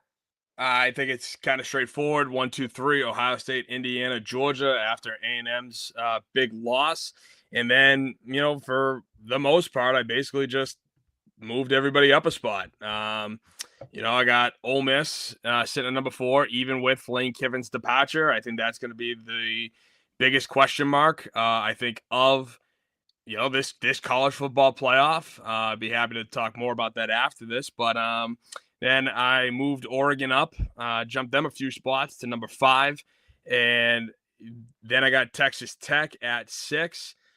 A&M at 7, Oklahoma at 8, Bama at 9, and then rounded off, I got Notre Dame at 10. And just because I do want to say this, Vanderbilt's at 11. That's fair. And by the way, just for those that are watching, because I know Tim and Arthur are going to assume, I promise I did not just only do top 10 just to exclude Vanderbilt, because Tim could have put Vanderbilt in if Tim could have put Vanderbilt in the top 10 if he wanted. Just get on Tim. It's Tim's fault. But listen, here's what I'll say though about your Ole Miss ranking is that, is it fair to say that all of America is Ole Miss is not winning the national championship? No. Is it fair to say all of America outside of whoever Ole Miss's playoff opponent is hoping that they win their home game in the college football playoff? Like that will be, I think they're the easiest team to root for. No two ways about it. I mean, in terms of like a national team, having lots, I think the only fan base that is going to actively root against Ole Miss is Florida State with their whole Jordan Travis affair. And, sure. The fact that Ole Miss now just lost Lane Kiffin. Ole Miss is sitting pretty, not playing this weekend. And, they're the number 5, number 6 team. So that's the only reason, the main reason why I don't like comparing these two is because one's a player, one's a coach. One of them actually has to go out on that field and play. Right. Listen, so yeah, and I couldn't agree with you more. It's just, I will say this. There were people, and now I don't know if this is just people, fans on Twitter, or if this, truly happened, but I think Lane Kiffin, when Ole Miss played Florida, I think that first half of the game, Lane Kiffin put all the play calling on his coaches. I think he was just kind of standing there, kind of preparing them for his inevitable departure. And then in the second half, when things were tight between Florida and Ole Miss, Lane Kiffin's like, yank that play sheet out of their hands. Just give it to me. Let's go. And let's run, and then they ended up kicking our ass. So again, don't know if that's true or not. I'm just saying, if that is, I think it does, show a little bit of an effect that Lane Kiffin has. But at the end of the day, again, I think that, Ole Miss has more of a right to be in this 12-team playoff than Florida State, not having Jordan Travis being in that 14 playoff. I still stand by that to this day, even though they were undefeated. They were a totally different team. I couldn't agree with you more. And go ahead, Arthur. The way that America has really come together, bro, sports just does this, right? When we're going through shit, sports just finds a way to bring America together. And the fact that America has been brought together to just bash Lane Kiffin's name and hate on LSU and just pray for their immediate downfall. LSU is such an easy team to hate, though. Let's be honest. That's also true. That is also very true, which is very fortunate because they have arguably the greatest collegiate football team of all time, right? But it's like, dag on, man. Like, what? What? Greatest football team of all time? LSU. 2019, Burrow, Chase. Sorry. Yeah. That's what I thought you were talking about. Like, no, not 2025. Logo, history. No. That's on me. I should have been. I should have gone deeper into it with me saying that. Yeah. But nah, man, it sucks, and I feel for those players. And what I also love, listen, I understand it, but what I also love, these players are not letting him get away with anything. Hey, Lane Kiffin talking about, hey, I said this and did that. Players are like, no, you didn't. No, you didn't. No, you didn't. They're coming after on social media. Safe to say those guys are not transferring to LSU. To say the very least, he's not taking a ton of players to LSU. I respect the players for that. But they got their OC coaching, so that's that's an awkward situation, isn't it? If the players you're leaving to go to Clay, I don't know. That's God, that is the most fascinating team to watch in the first round. There's no question. Arthur, go and put up your top 10. What do you have? Ohio State, IU, best 2 teams right now in college football playoff. There's no arguing that. Georgia, I gotta have them up there. Ole Miss, again, that's the biggest question mark. That's the biggest team that right now everybody is really rooting for. Just get that first round win. Are they going to win the whole thing? No. But we will really like to see the Rebels get a win after the drama they've had to experience, not of their own fault, right? The players went out in the field and they played. This is totally on Coach Lane Kiffin, who, before all this, I had a whole lot of respect for. Great guy. It looked like he was really building something. There's nothing wrong with leaving. Right? There is nothing wrong with leaving. It's how you leave. It's the same thing with the breakup. There's nothing wrong with a breakup. It's how you break up. It's how you go your separate ways. Nobody loves leaving with a sour taste in their mouth. Nobody loves leaving with, bad, blood and history and all that. And right now, there's just clearly a lot of bad blood brewing between this Ole Miss team and Coach Lane Kiffin. I get it. It's not pretty. Lane Kiffin had his gripes with Ole Miss, but dog, you're coaching your players, right? And your players are playing for you. Forget the fans, forget the support, forget all that. You coach the guys that's going on the field. The guys that are on the field are playing for the coach. It's that simple. I believe it's that simple. I haven't played. I didn't play, right? I'm not on that level, so I wouldn't know. But I believe it's that simple. Oregon, I have them at number 5 rounded now. Texas Tech, I have at number 6. I believe that they are – possibly a top 4, top 5 team. I know that some people have them ranked that high, but dude, I'm just trying to be fair here, right? I'm just trying to be fair. Because the one thing I would hate is for Texas Tech to lose today, right? And then it's just like, dang, okay. Then it's like, where do we put Texas Tech, right? They were in that top 4 spot, and it's like, I want to try to be as fair as I possibly can be to Texas Tech. Texas A&M. Listen, when Marcel Reed got hit and he went down, I had a feeling they weren't coming back and winning that game. Marcel Reed did not look like Marcel Reed. Now, yes, he still had more passing yards than Arch, but it was the same thing with the previous weekend or however long ago when they played South Carolina. He just didn't look like himself in that first half.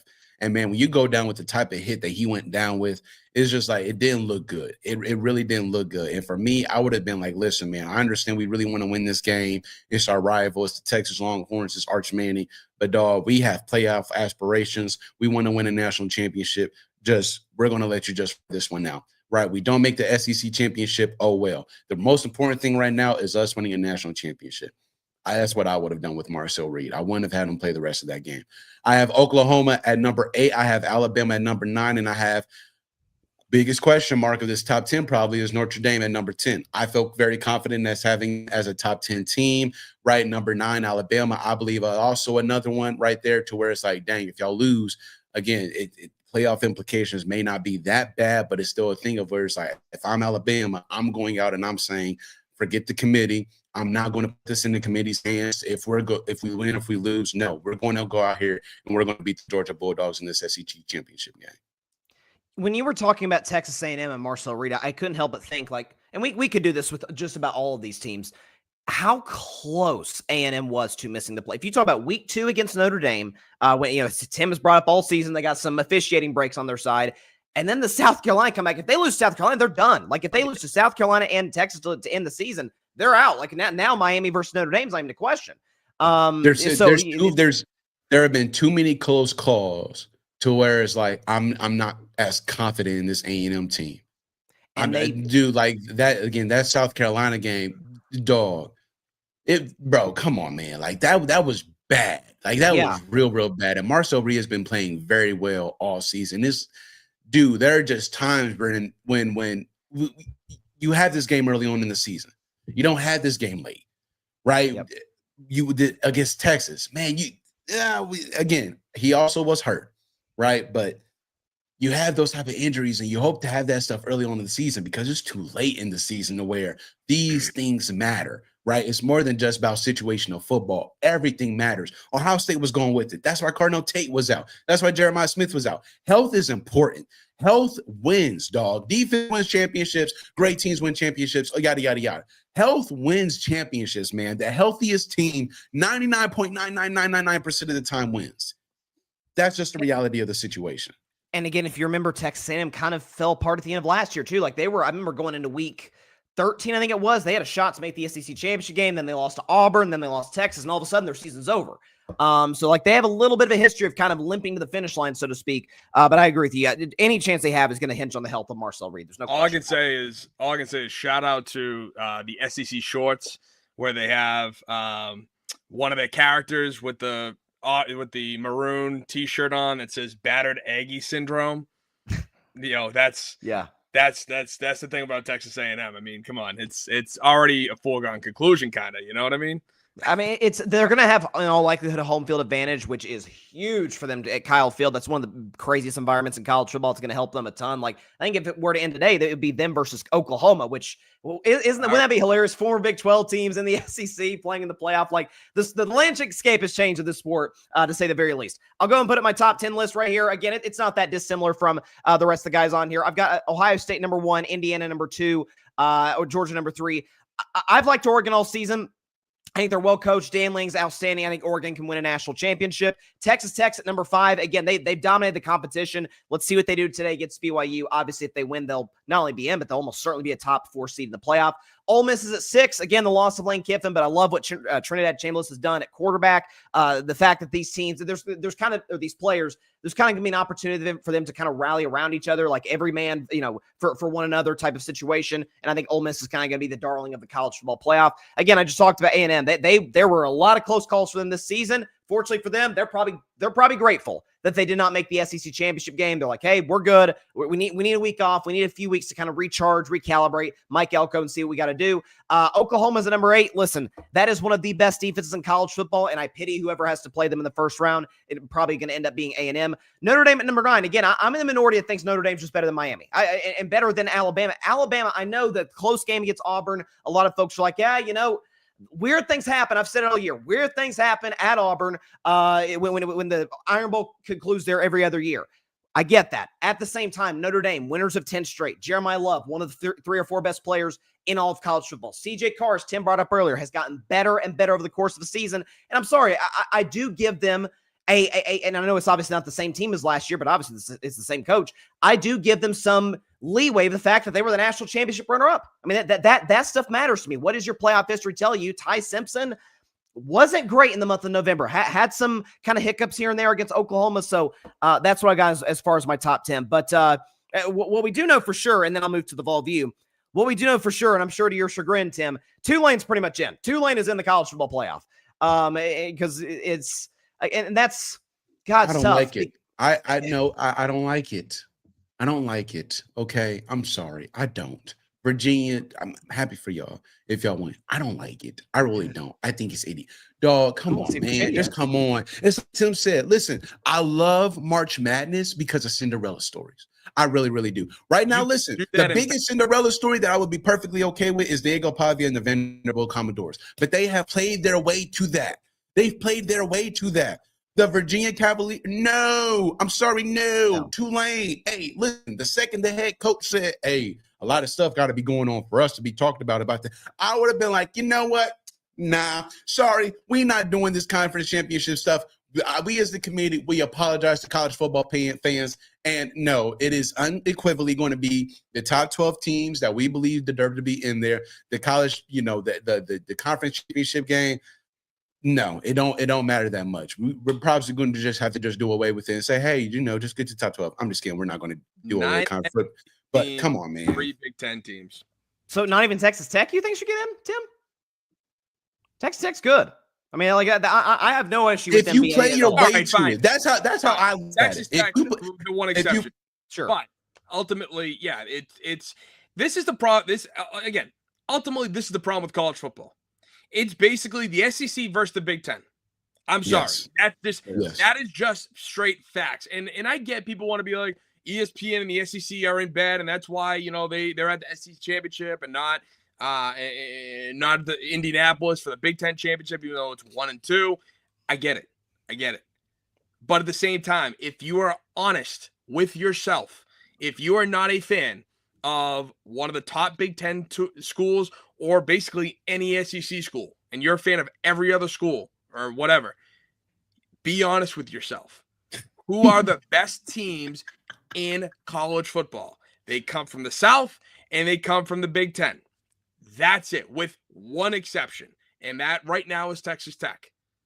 It's don't disagree like, with you at all. like that's and people want to say there's a bias. Yes and no. Like if you look at the talent, I'm sorry, Vanderbilt would stomp Tulane. Vanderbilt would Yes. stomp any ACC team, any of them, Miami included. Like it's not even a question that Vanderbilt has more right to be in this college football playoff than any other school, basically. You know? And I would we maybe need to do this segment and then we'll go to the Vol View, but we may need to do this segment where we just go draft by draft like the last 15 years and just count Big Ten and SEC players versus everybody else. And I mean, like I'm sorry that the talent gap is that matters. Like some teams just have better football players. It's that simple. Caleb Downs was recently in an interview and he talked about this same thing to where it's like SEC, you're playing dudes every week. In the Big Ten, you know what I'm saying? You're playing high school probably guys. And it sucks to say, right? It really does suck to say that, but it's the truth. And again, I didn't like the Ohio State schedule this year after playing Texas, right? Penn State, I was really hoping that would be more of a competition. I was upset I didn't see Oregon. I was upset I didn't see Iowa. I mean, not Iowa, IU, right? Michigan, that's a rivalry. So it's going to be getting better and better, especially as Julian Sayin and Bryce Underwood continue to progress, right? But it's one of those things to where it's like Tim said, man, it's SEC and the Big Ten, right? And even with the Big Ten, it's only 3 schools, right? It's Ohio State, it's IU, and it's Oregon. As Michigan gets better, it's going to be Michigan. Penn State can easily get themselves back into there. Other than that, there's nobody else. Nobody's going to Nebraska. Right? Nobody's going to Minnesota, Northwestern, right? Again, all respect to those guys. Maryland has been sneaky good. Maryland still no. Like, well, and think about it this way. Indiana came in this year. Last year, it was Ohio State, Oregon, Michigan. Like the Big Ten, it's basically like the CFB. You only have a master and apprentice. The master and apprentice. Yep. That's it. That's the same thing with the Big Ten. It's 3 schools. It's Ohio State, it's Oregon, and then it switches year after year. Michigan, Indiana, so on and so forth. So that again, like I feel bad as a college football fan. I feel bad in saying this, but it's the objective truth that it's the SEC, it's the Big Ten, and people want to say, "Oh, Clemson." Okay, look who Clemson had to play during their big years when they were going to the national championship and winning. It was Miami, trash. Florida State, trash. Like, those were it. Those are the only competitions in their own conference. So, Arthur, like you were saying, you felt bad because Ohio State, were they really tested this year? Sort of, not really. But again, that's no fault of Ohio State. That's just the fault of the conference and how piss poor week it is. Same thing with Clemson during the heydays. Yeah, they came out and they beat Alabama, which was, holy cow, somebody actually did that. But going into the playoff all year long, Clemson had an easy road. It's not like the ACC was full of any talent. So again, it's one of those situations where, as much as we want to sit here and say, yeah, let's have all the conference winners in, Duke could be one of those teams at 7-5. Dude, and then the ACC, would the ACC even have somebody then? Would the ACC they might get left out entirely. Like that is a very, very real possibility. It would take Duke winning today, but that is very much on the board. All right, let's go and get started. It is now time for the Vol View with yours truly, and it is kind of a postmortem of Tennessee's season. And I won't bore y'all to death with breaking down the Vanderbilt and ETSU games to start the season. But no, listen. Tennessee in the offseason, coming off the college football playoff appearance, you lost key players like Dylan Sampson, James Pierce to the NFL draft. It was an opportunity. You get some guys coming back like a Chris Brazzell, who was the best receiver in the SEC this year. You had some guys like Arian Carter, leading tackler on the team.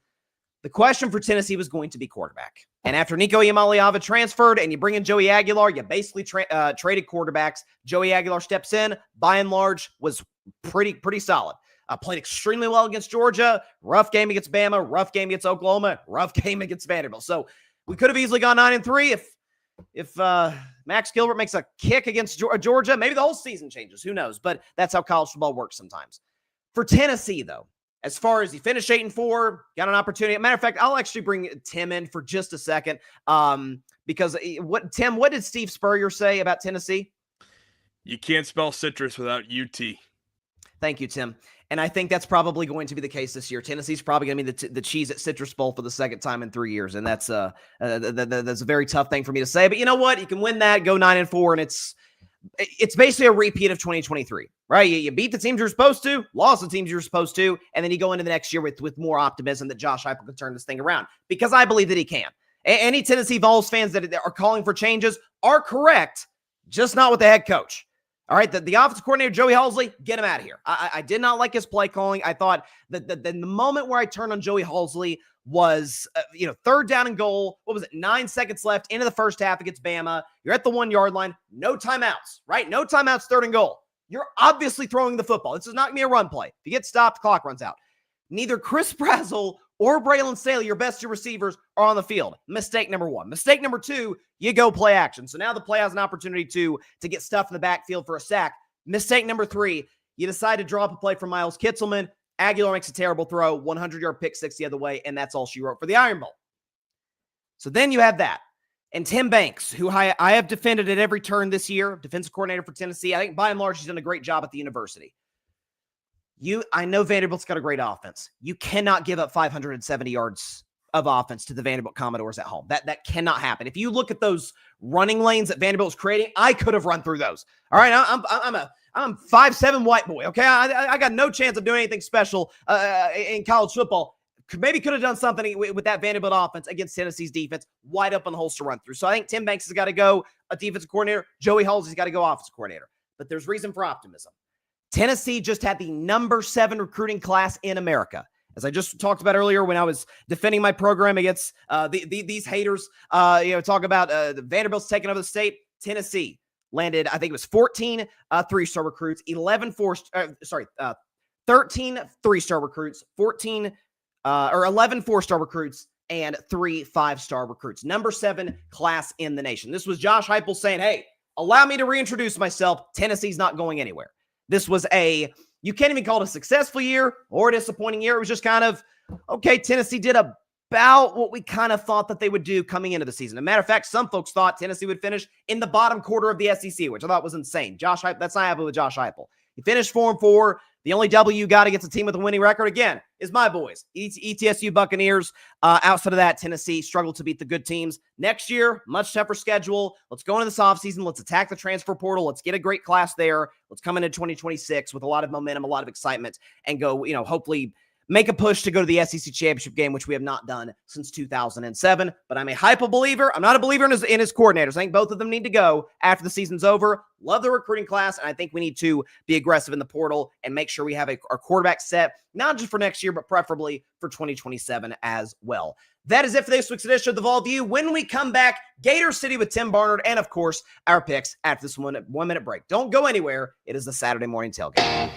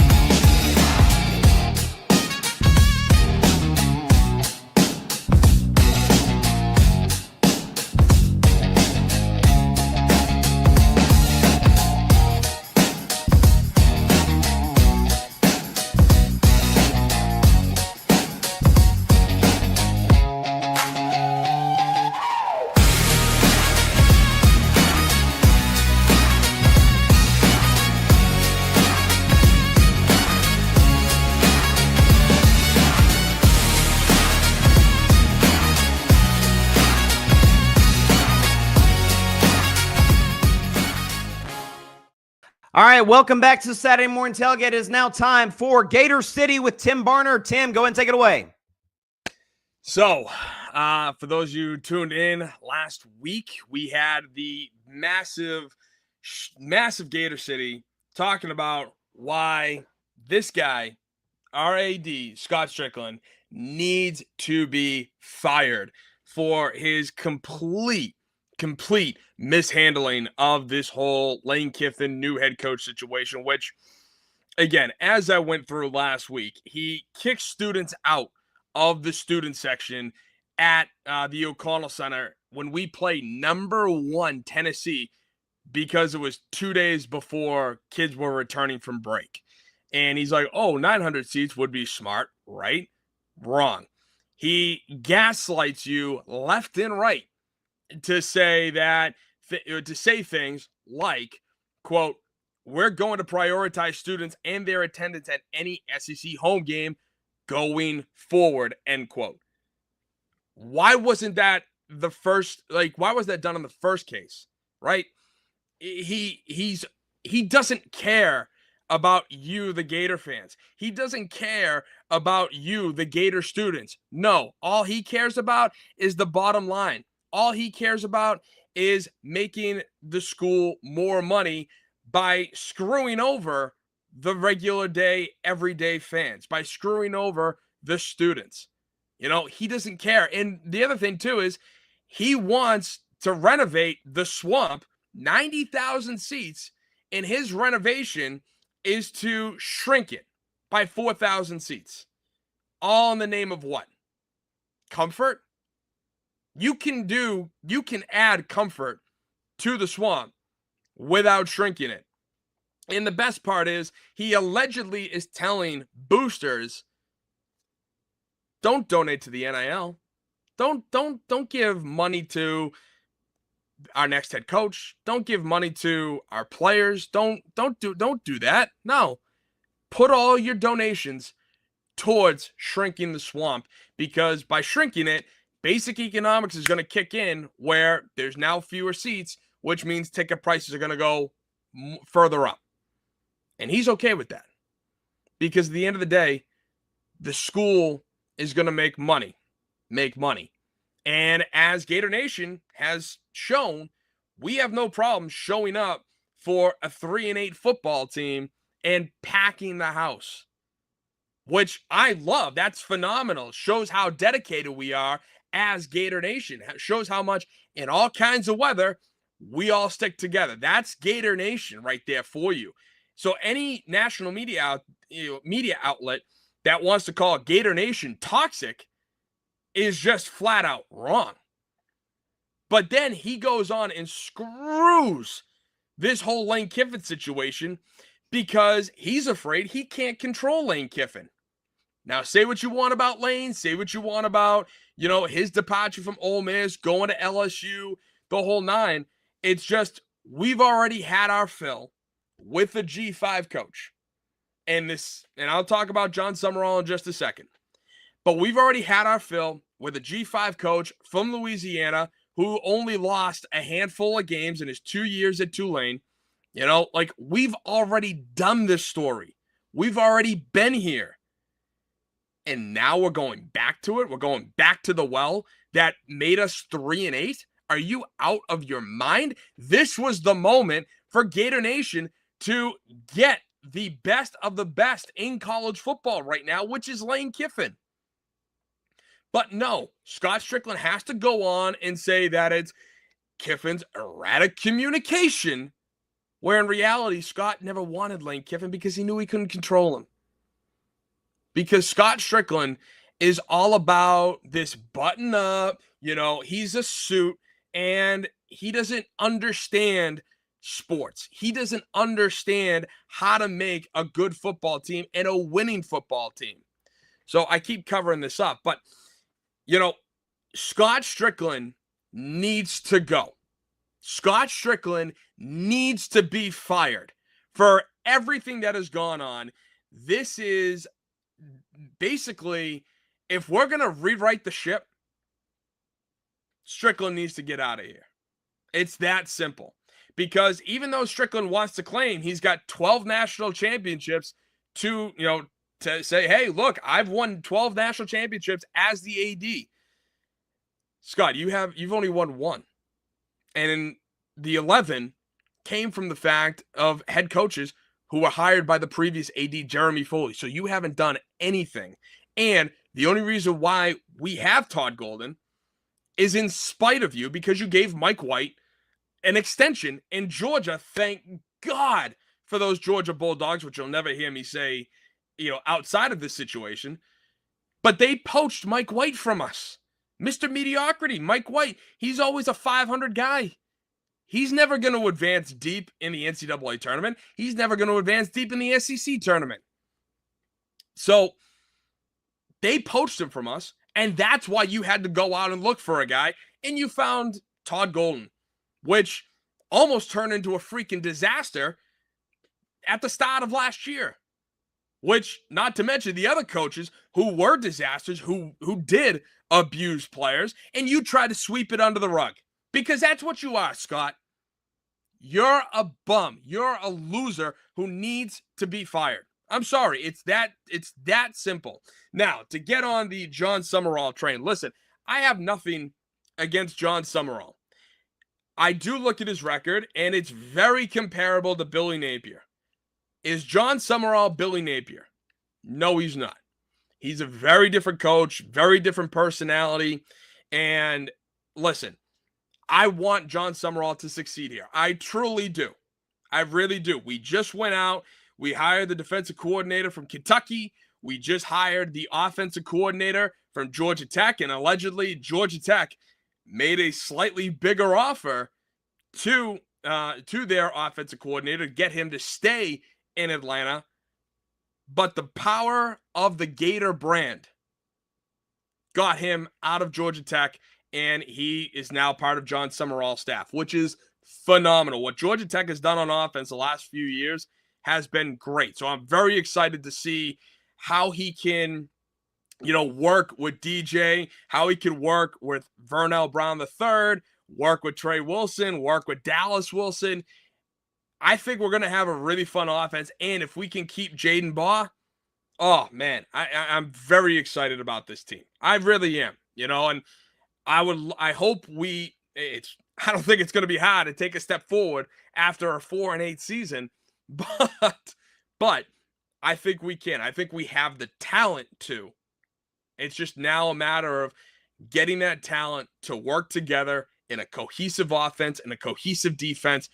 And let's not forget, Florida had a top 25 defense in the first half of this season. It's just our offense couldn't do jack with that.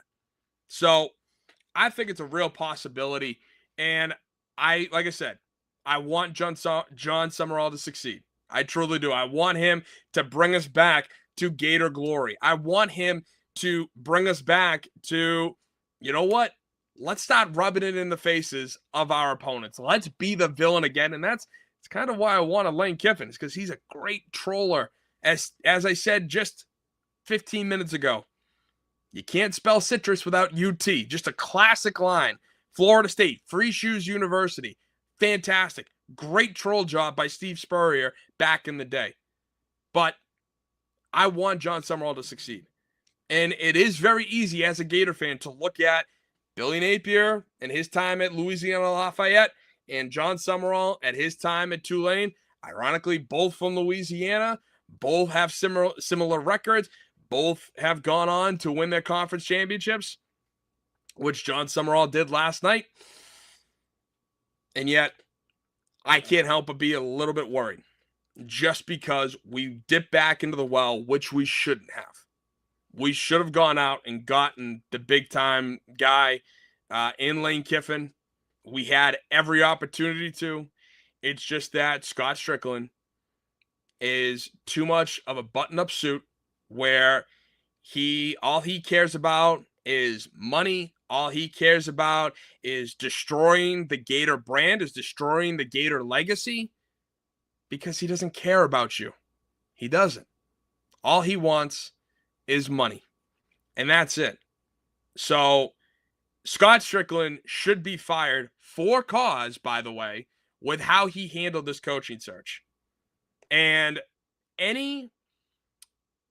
with John Summerall, if he does go out and he does succeed, any praise that comes John Summerall's way should not be praised for Scott Strickland.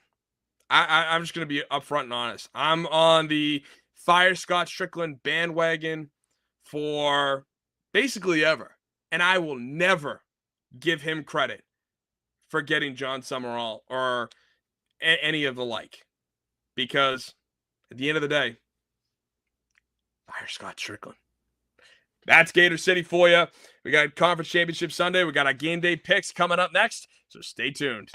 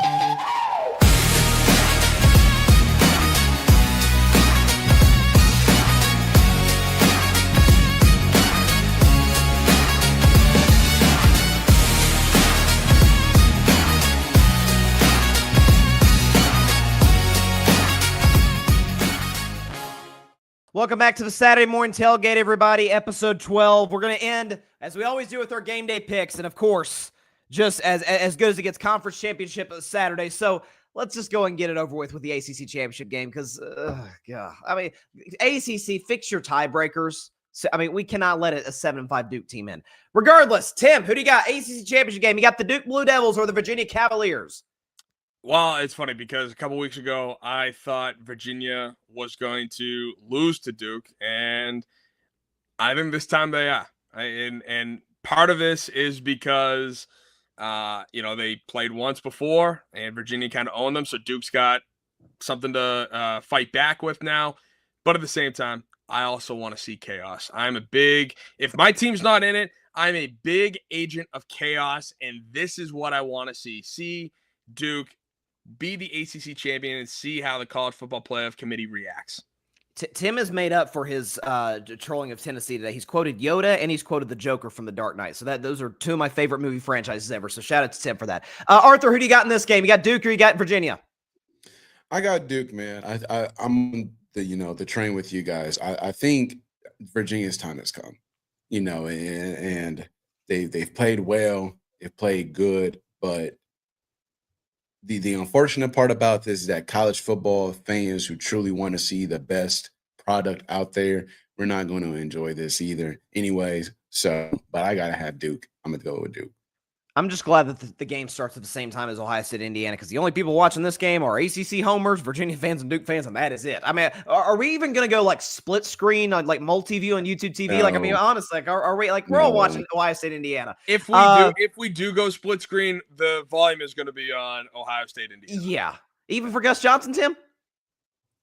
I would say during commercials, but yeah, I love it. All right. I'm going Duke. I think we got chaos here. Listen, I'm in the same boat as Tim in the sense of I did pick Duke to beat Virginia a few weeks ago. There's a certain sense of the bill comes due, and when Virginia's been barely surviving some of these mediocre to bad teams in the ACC, eventually the bill's going to come due. And Duke's kind of like, hey, how the heck did we get here? Let's just go out and win an ACC championship game. There's no pressure. Nothing to lose. Nothing to lose. No one thought we'd be here. Let's go out here in Charlotte and get an ACC championship game and totally, again, cause chaos in the playoff. Now let's go to the games that actually matter. Let's go to the Big 12 championship game, which kicks off in like 15 minutes, featuring the BYU Cougars and the Texas Tech Red Raiders. Texas Tech, a big favorite in this game. They beat BYU badly earlier this year. Tim, who do you got in this game? I got Tech. I think that it's just going to be a repeat of what happened. And because BYU is going to lose, then they're out of the playoff. I don't care if it's a last-second field goal for Tech or they get curb stomped. It's just going to be Texas Tech and BYU's out. How about you, Arthur? BYU is playing for too much right now. They're confident. They got their coach back. Their coach is not leaving. You got your ass kicked by the Red Raiders a few weeks ago. You're playing for your playoff hopes. You are playing for too much right now. Too much is on the line for you. You got to go out here and win this game. I believe BYU is going to come in with so much confidence, so much just ready to get this win. I believe they're going to beat them. It's going to be close. It's going to be close. Well, what happens in that situation is Notre Dame and Miami are probably both out of the playoff because BYU would leapfrog both of them because they're not going to kick Texas Tech out, I would imagine. So that, again, if we're talking all the chaotic scenarios, this would be one of them. I agree with Tim. I think Texas Tech wins this game. I think they've been one of the best offenses in college football, and I think that game a few weeks ago is kind of good defense too. Yeah, they held BYU to 7 points in the last matchup. So I'm going to go Texas Tech to win this one. All right, now the big ones. SEC championship game. As chaotic as the SEC was this year, isn't it fitting? Of course, we get the teams that have run the conference for a decade. The Alabama Crimson Tide, the Georgia Bulldogs. Who do you like in this one, Tim? I'm taking Bama in this one. They got the first win back in week 3. I think both teams are very different from their first meeting, but I still think Bama's going to pull this out. Arthur, I remember one of the themes earlier of this season was that, you were like, Bama's aura's gone. Well, they got an opportunity to win an SEC championship with Kalen DeBoer. And there was, it's funny. There were Kalen DeBoer rumors about Penn State, and then they ended up hiring Matt Campbell. The funniest situation ever is Kalen DeBoer goes to Penn State, and then Lane Kiffin goes to Alabama. Like that would have been just absolutely hilarious and maybe on brand for Kiffin. Either way, who do you got here, Arthur? So I had Bama, but I just recently find out that Drake put a bet and is supporting Alabama. Oh, no. And if you follow Drake enough, you know that Drake curse is very, very real. So I think I'm going to have to switch my pick. Oh, no. I've already got the graphic ready, Arthur. Oh, no. I'm going to have to switch my pick and go. We okay. Good? No, we got you. So I'll just take this off the screen entirely. So listen. That's a fair reason to change your pick. I do not even disagree. I'll give you that. That's absolutely fair. Sports bettors of all time. I mean, he's awful. I mean, it just keeps taking L. So I'm gonna go. Listen, here's what I'll say: is that Georgia's beaten Alabama one time in the Kirby Smart era, but when did that come? Right, National Championship 2021. It came the second time that they played Alabama. It's hard to beat a team as talented as the Georgia Bulldogs twice in the same season. So with that all being said, in the words of Pat McAfee, give me Alabama. I'm going Roll Tide to win this game. It's just one of those unfortunate things for Kirby Smart. Like, it was the one thing you couldn't beat Saban, right? Like, Saban is literally the father of a lot of these freaking coaches out here. Like, come on now. Like, I saw a Twitter post that was really talking about like every single head coach that's come out of his tree and how like they refer to him as like their sons and stuff like that and what type of son they are is beautiful.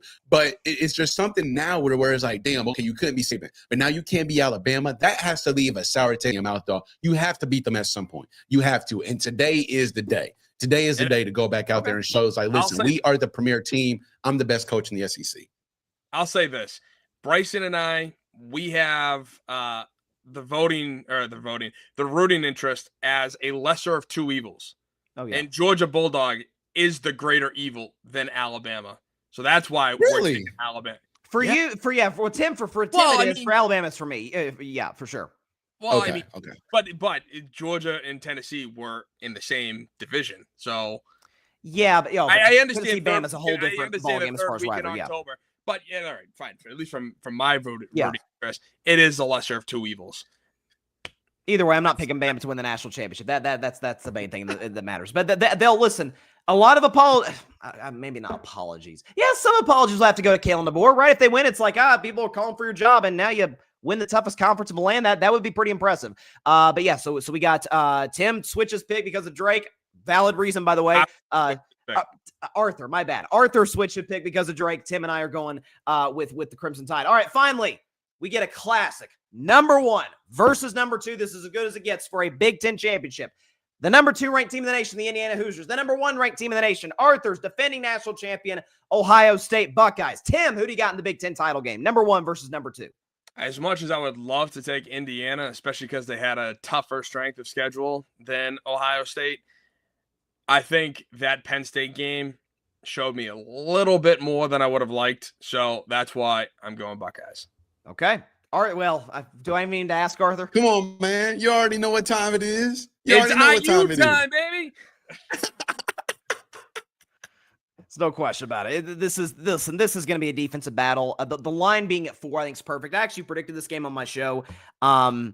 I think it's going to be a push. I think Ohio State's favored by 4. I think Ohio State is going to win by 4. I think Fernando Mendoza gets the ball back, chance to go win the game, do what he did against Penn State, and Caleb Downs makes the play to end the game. And Ohio State goes undefeated. They win the Big Ten title, and they get. And it's in a dome. That's the beautiful part about this too. It's in a dome, so you ain't got to worry about weather. There is no excuses in this game. Hey, we just going to know if you came prepared or not. We just going to know if you want to win or not. If you know the game plan, if you know your role, all of those things. There are no excuses in this game for today between Ohio State and Indiana. And, we talk about the fact that this is potentially the tiebreaker for the Heisman. Julian Sam for Ohio State, Fernando Mendoza for Indiana. The fact that they're both facing elite defenses just makes it all the more compelling. Like that is, oh my gosh, I cannot wait for this game tonight. And with that is it for the Saturday Morning Tailgate episode 12. I guess we'll see you guys next week to react to playoff, to do Army Navy. It's going to be a lot of fun. So we will see you guys next week. Have a great championship Saturday in college football. Here's to a great 4 games. Here's to hopefully a great playoff selection show tomorrow. Have a great weekend, everybody. Stay safe out there. God bless y'all. Peace out.